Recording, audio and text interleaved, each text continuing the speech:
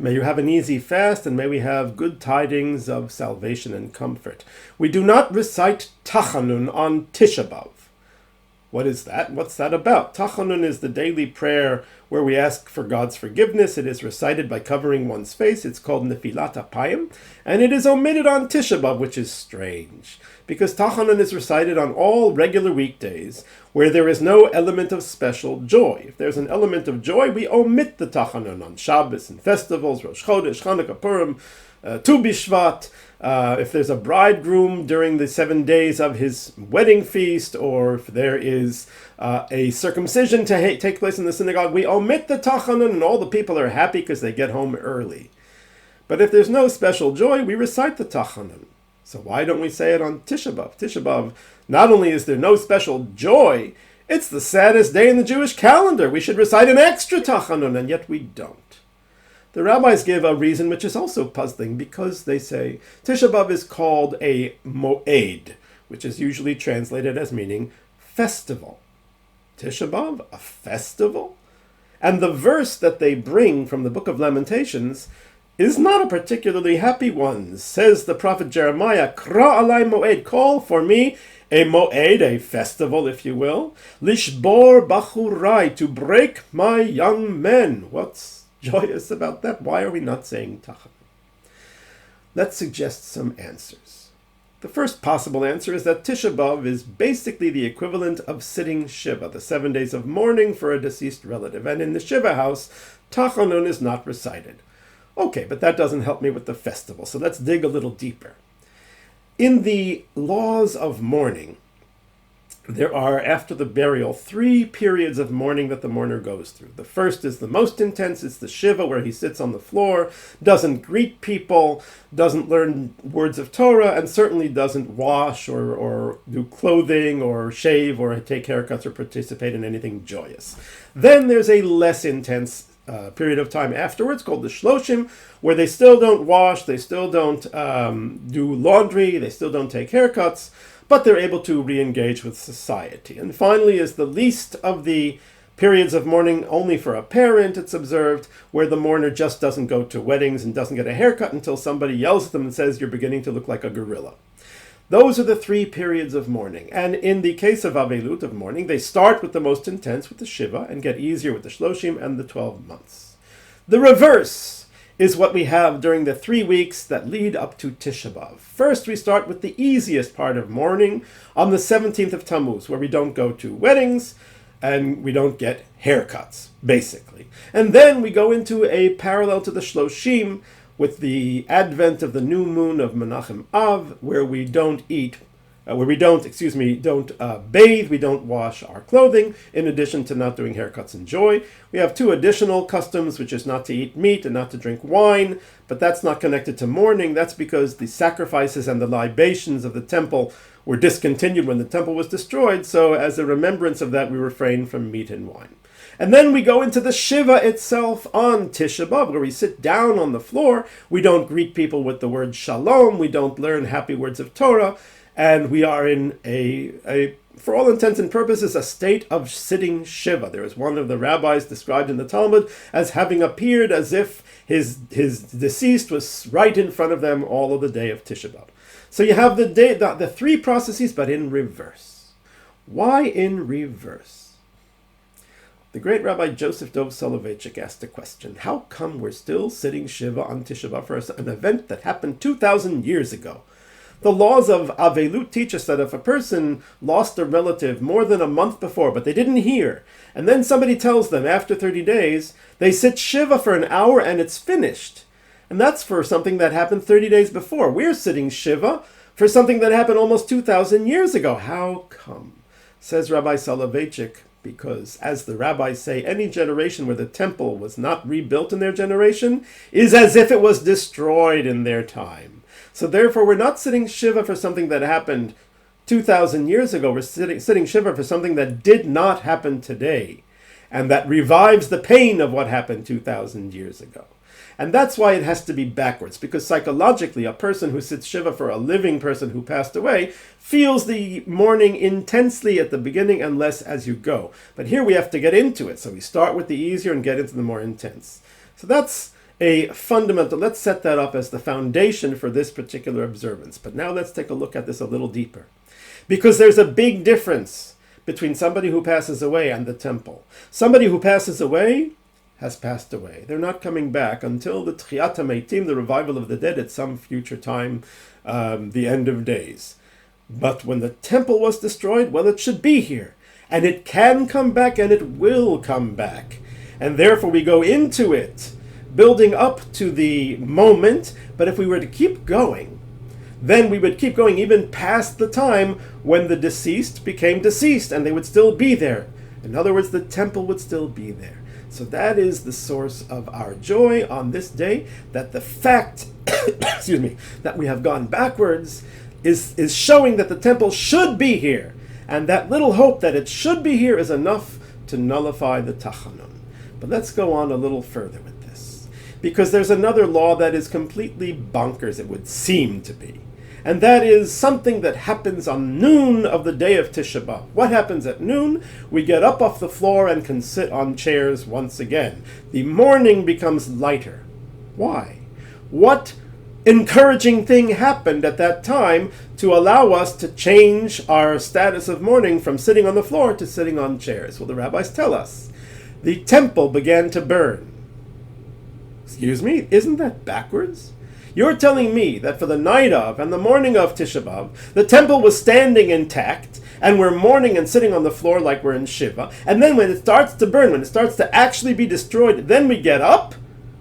Isn't that backwards? So maybe, first of all, this is a hint to what I'm saying, that the temple should be standing, and we are mourning by the fact that it is not standing. That's one explanation, but I would take it another. Let's take this to another place. The rabbis tell us that God, when he saw the sins of the Jewish people, was trying to decide, do I destroy the people or not? And so God was very angry, and he decided, I will not destroy the people, but I have to destroy something. Some payment must be made. It will be the temple. God, say the rabbis, poured out his wrath excuse me, on wood and stones and spared the Jewish people. And when did that become apparent? On the noon of Tisha B'Av, when the temple itself began to burn. Then it became clear that God was destroying the temple and was saving the nation of Israel. And the fact that we are here today observing Tisha B'Av is actually proof of God's mercy, that he spared the temple, and Am Yisrael Chai, Am Yisrael is still here. That is the moed, if we could say so. That is the element of joy that enables us to omit the tachanun on Tisha B'Av. A very powerful idea. One more idea, and that is based on the words of the Maharal of Prague, who says, why is Tisha B'Av called a festival? Because it's a day that is not a normal day. And what happened with the destruction of two temples was not normal. These things were beyond what nature would bring. It was clearly divine intervention that on the same day the two temples were destroyed, and such a list of tragedies happened on that same exact day.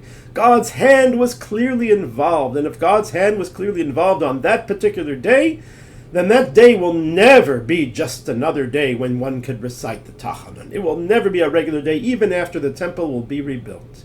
It is going to be either the day of mourning for the temple that was destroyed, or it will be a day of rejoicing for the birth of the Mashiach, for the rebuilding of the temple. It cannot be neutral, and therefore it is not a moed of simcha at a time when there is no temple, but it will be when there will be, because the temple will itself be born on Tisha B'Av. Rabbi Sinai Adler was a great rabbi from Ashdod and Mevaseret Zion, and he was a Holocaust survivor.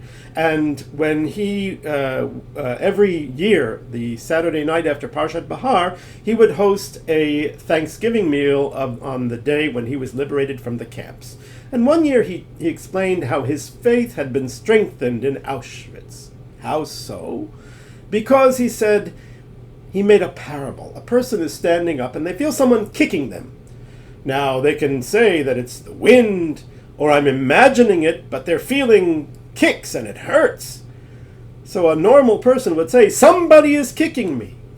Rav Adler said he felt that everything happening in the Shoah and the Holocaust was so unnatural. Somebody was kicking us. God was running the show, and we don't understand what God's rationale was, and that's something which we won't gather until the Achrit HaYamim, until the end of days. But the fact that God was involved was clear to him, and it strengthened his faith. That's what the Maharal is saying, that God was clearly involved in the events of this day, Tisha B'Av. It's a day when God is here, and therefore it's not going to be a neutral day. If it's the day of destruction, then it's the day when we mourn. But if it's going to be something else, it's going to become a day of rebirth and renewal and redemption. The great Rabbi Joseph Soloveitchik explains the word moed and translates it differently from what we say. Because the Torah in I believe in Emor, gives the festivals and says these are the festivals of God, and it starts off with the Sabbath. And all of the commentaries ask, the Sabbath isn't the festival, the Sabbath is the Sabbath. The festivals, that's Pesach, Shavuot, Sukkot, that's the festivals. How come the Sabbath is listed? So says Rabbi Soloveitchik, no, you're mistranslating the word moed. Moed doesn't mean festival, it means encounter. Like the tent of Moed, the tent of encounter where Moses would go to speak to God. On the festivals, we encounter God in his house, in the Beit HaMikdash. On the Sabbath, we encounter God in our own houses as we welcome in the Sabbath. But it is an encounter, a meeting with God, and so too we can take from this explanation of Rabbi Soloveitchik is Tisha B'Av. It's an encounter with God. An encounter that is unnatural, but it is clearly demonstrating God's presence in the world. Now it is said that the enemy has intentions of attacking on Tisha B'Av. Immediately when I hear that, I think about the story of Haman, who was also in Persia, who was very happy when his lot came out showing that he would attack the Jews and destroy them in the month of Adar. He said, great, the month of Adar is when their teacher Moses died. Must be a bad month for the Jews, a good time for me, and he thought he would get away with it. But what he forgot, say the rabbis, he was a little bit dim-witted, was that Moses was also born in the month of Adar. Now, which is more consequential, Moses' birth or Moses' death? I would say Moses' birth. It was the month when the Redeemer was born. Latzalak Haman, and it came right back down on his head. So it could be that the enemies think that Tisha B'Av is a day of curse. It is not. It is a moed. It is a day of encounter. And now when we encounter God, there is going to be, it could be either a negative encounter, and I believe, I was thinking about this, that those are the times when we don't seek to encounter God, and therefore he comes and encounters us with the punishment that happened back then. But when we seek out God and we initiate the encounter, then only good things can happen. And that's what we do. If the enemy thinks they're going to attack us on a day when we're in the synagogue fasting and praying and encountering God and have success, I believe the enemy has another thing coming. So Moed is that, and that's why we don't say the Tachanun. So even though the Moed in the book of Lamentations has a negative connotation to break my young men, but that same encounter can easily turn to an encounter of light, of growth, of redemption, and good tidings. May you have an easy fast. May we have those Besarot Tovot Yeshuot V'Nechamot, good tidings, salvation, comfort, redemption, and may we have great joy from this Tisha B'Av and hence.